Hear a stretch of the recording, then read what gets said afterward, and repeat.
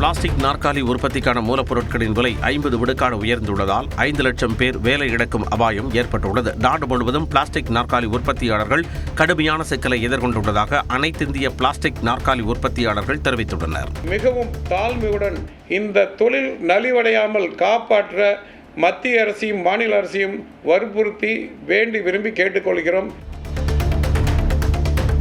விஜய் பாஜகவுடன் கூட்டணி வைத்தாலும் அது திமுக கூட்டணியை பாதிக்காது என்று மதிமுக எம்பி துரை வைகோ கூறியுள்ளார். திருச்சி மன்னார்புரம் பகுதியில் பேருந்து நிலைய கட்டுமான பணியை தொடங்கி வைத்த அவர் செய்தியாளர்களிடம் பேசினார். புதிய கட்சி பெயர் அறிவித்த சசிகலாவிற்கு வாழ்த்து தெரிவித்தார். என்ன முடிவு எடுத்தாரோ அதுல என்னைக்கு ஒரு முடிவு எடுத்தாரோ அதுல கடைசி வரைக்கும் இருக்கணும். அப்பதான் நம்பகத்தன்மை இருக்கும்.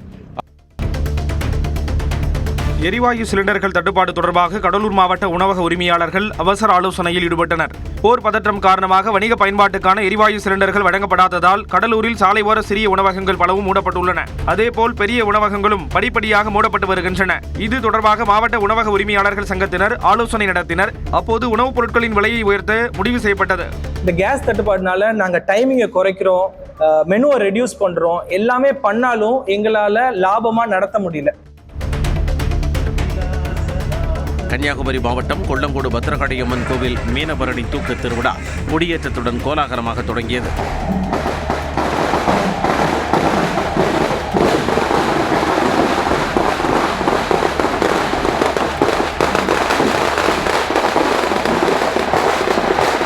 விழாவின் 10ஆம் நாளான வரும் 22ஆம் தேதி பச்சிளம் குழந்தைகளுக்கான தூக்க நேர்ச்சை நடைபெறும். இந்த ஆண்டு 1500 குழந்தைகளுக்கு தூக்க நேர்ச்சைக்கு முன்பதிவு செய்யப்பட்டுள்ளது.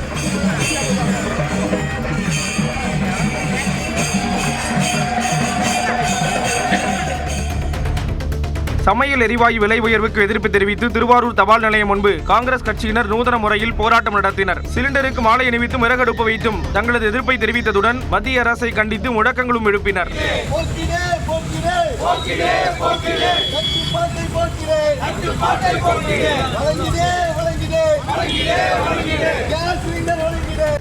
போத்தனூரில் சாலையில் லாரியின் டயர் சிக்கியதால் பரபரப்பு ஏற்பட்டது. கோவை போத்தனூர் பகுதியில் தண்ணீர் குழாய் உடைந்து மண்ணரிப்பு ஏற்பட்டதால் வழியாக சென்ற லாரி பள்ளத்தில் சிக்கிக் கொண்டது. பள்ளிவாசல் சாலையில் தண்ணீர் குழாய் உடைந்து அதிக அளவிலான தண்ணீர் வெளியேறியது. இதனால் தார் சாலையின் கீழ் மண்ணரிப்பு ஏற்பட்டது. இந்த மண்ணரிப்பில் சிக்கி லாரி சாய்ந்து நின்றது. நல்வாய்ப்பாக ஓட்டுநர் காயமேதுமின்றி உயிர் தப்பினார். மகளிர் உரிமை தொகை இதுவரை கிடைக்காத பெண்கள் தென்காசி ஆட்சியர் அலுவலகத்தை முற்றுகையிட்டு மனு கொடுக்க குவிந்ததால் பரபரப்பு நிலவியது. ஆட்சியர் அலுவலகத்தில் விவசாயிகளுக்கான குறைதீர் கூட்டம் நடைபெற்றது. அப்போது திடீரென்று அங்கு கூடிய பெண்கள் தடுப்புகளை மீறி உள்ளே சென்று ஆட்சியர் கமல் கிஷோரிடம் முறையிட்டனர். அனைத்து தகுதிகள் இருந்தும் தங்களுக்கு மகளிர் உரிமை தொகை இன்னும் கிடைக்கவில்லை என தெரிவித்தனர். இதனையடுத்து மனுவை பெற்றுக்கொண்ட ஆட்சியர் உரிய நடவடிக்கை எடுப்பதாக உறுதியளித்ததாக தெரிகிறது. திண்டுக்கல் மாவட்டம் பழனி மலைக்கோவிலில் நடிகை அமலா பால் சாமி தரிசனம் செய்தார். மலைக்கோவிலுக்கு வந்த அமலா பால் சிறப்பு உச்சிகால பூஜையில் கலந்து கொண்டு வழிபாடு நடத்தினார். தொடர்ந்து போகர் சன்னதிக்கு சென்று வணங்கினார். அதன் பின் ரோப் கார் மூலம் மலைப்பாதையில் இருந்து கீழே இறங்கினார். முன்னதாக அவருடன் கோவில் ஊழியர்களும் பொதுமக்களும் புகைப்படம் செல்ஃபி எடுத்துக் கொண்டனர்.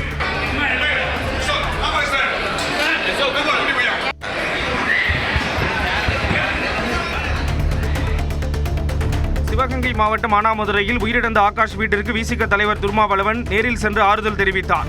மானாமதுரையில் 2 தொழிலாளர்களை வாளால் வெட்டிய வழக்கில் கைதாகி கால் முறிவுக்காக மருத்துவமனையில் அனுமதிக்கப்பட்டிருந்த இளைஞர் ஆகாஷ் உயிரிழந்தார். இச்சம்பவம் தமிழ்நாடு முழுவதும் பெரும் அதிர்வலை ஏற்படுத்திய நிலையில் ஆகாஷ் வீட்டிற்கு சென்ற விசிக தலைவர் திருமாவளவன் அவரது குடும்ப உறுப்பினர்களை சந்தித்து ஆறுதல் கூறினார்.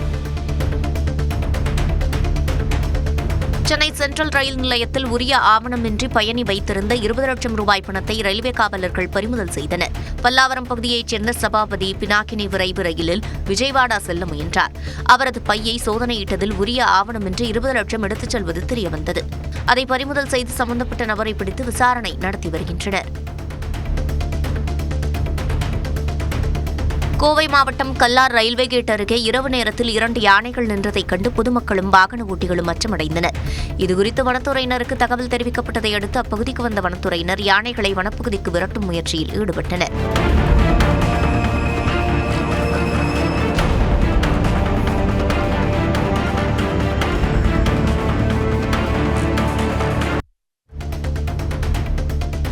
நடிகர் ரஜினிகாந்த் குறித்து ஆதவ் அர்ஜுனா பேசியதற்கு மன்னிப்பு கோர வேண்டும் என்று ரஜினி ரசிகர் மன்ற நிர்வாகி பிரான்சிஸ் பாஸ்டின் கண்டனம் தெரிவித்துள்ளார். உதகையில் செய்தியாளர்களிடம் பேசிய அவர், ஆதவ் அர்ஜுனா மாறவில்லை என்றால் அரசியலில் வெற்றி பெற முடியாது என்று தெரிவித்தார்.